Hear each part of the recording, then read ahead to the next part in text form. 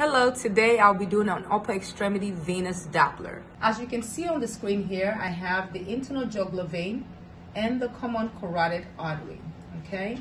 So I'm just gonna kind of sweep up and down the internal jugular vein and the common carotid artery. To image this vessel, of course, you will have the patient laying flat, and usually you just wanna be right at the center of that neck. You can see the internal jugular vein again and the common carotid artery. I'm going to go sagittal on that image, and that's your internal jugular vein. You're going to add color to that image. Once you add color to that image, you want to just go ahead and get your waveforms. Okay, for time, I'm not going to go into getting the waveforms of the internal jugular vein. I'm going to get the color off.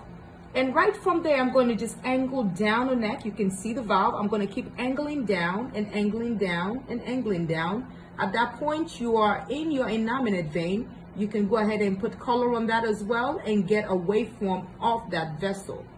And as I angle over from that, you can see the subclavian vein. The subclavian vein is right there on that image there. And you just kind of follow the subclavian vein. You can also put color on that vein. I'm going to steer my box again.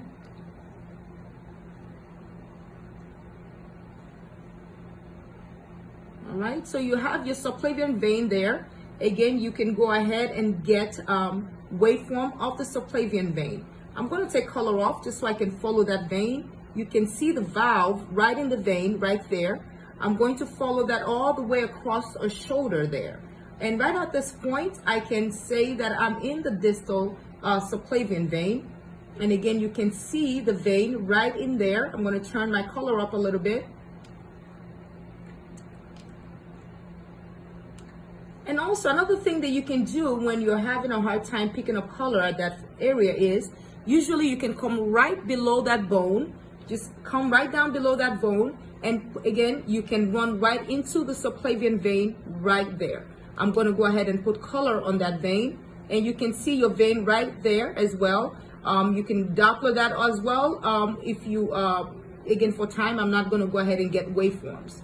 I'm going to follow that vein down her shoulder. You can see the cephalic vein taking off right about that segment right there. That's your cephalic vein.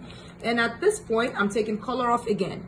I'm going to kind of follow that, just kind of tilt my probe. You can see what I'm doing with the probe there, tilt it down. As I tilt the probe down, guess what? I'm right in my axillary vein. Again, you can see the axillary vein right there on the screen. I'm going to put color on that as well. And I'm going to steer my box. Now, if you're going to use this view for your axillary vein, you don't want to push too hard. You have to kind of lift up a little bit because a little bit of pressure, as you can see, I will totally occlude the axillary vein. So I'm going to lift up a little bit, and that's my axillary vein. Again, you can go ahead and do your Doppler waveforms and get your axillary vein also at that segment. Now I'm just going to keep coming down, and as I'm going to try to follow that as much as I can. Right about there, it kind of collapsed, okay? So I'm going to lift up from that segment, and I'm going to come down our arm, okay? Now at this point, you can also look at your axillary vein also from right underneath the arms. If you decide to use that view again, you have to make sure that you're not putting too much pressure on the patient, because again, you can see that right about there, that's my axillary vein. A little bit of pressure would totally occlude it. So I'm going to keep coming down our arm. And as I come down our arm, right about that point, you can see my brachial veins, the paired brachial veins, and the artery right at the center. And you can see at this point, you want to do your compression images. You're going to be pushing down the arm and just getting your compression image. At some point here, you would see the basilic vein take off. You can see that right there. The basilic vein is taking off right at that segment. That's your basilic vein taking off. And I'm just going to keep following the brachial veins down the arm. And again, you're doing your dual images, of course.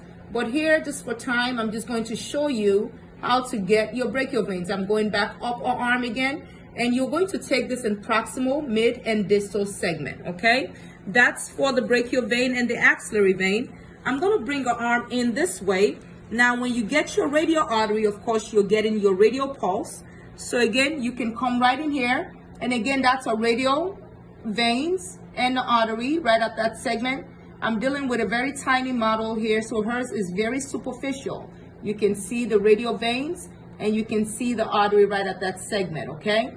You can do your compression all the way up if you'd like. You can see me compressing and you can see the veins compressing at that segment. And I'm gonna bring her arm out. At this point, I'm going to try to get an ulnar.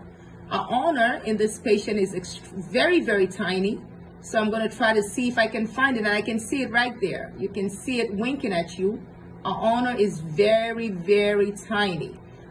You can get that as well. Also, you want to remember that you're doing dual images with compression. You're going to turn on these vessels, put color on it, and you're also going to obtain a waveform depending on your department's protocol, okay? So again, we've covered how to obtain the venous Doppler of the upper extremities. All right, so I just showed you all how to obtain an upper extremity venous Doppler. For further readings, you can pick up my book here. It's on www.divinescanning.com. It's also available on Amazon. This one, however, is only available on my website, www.divinescanning.com. Thank you so much and have a good one.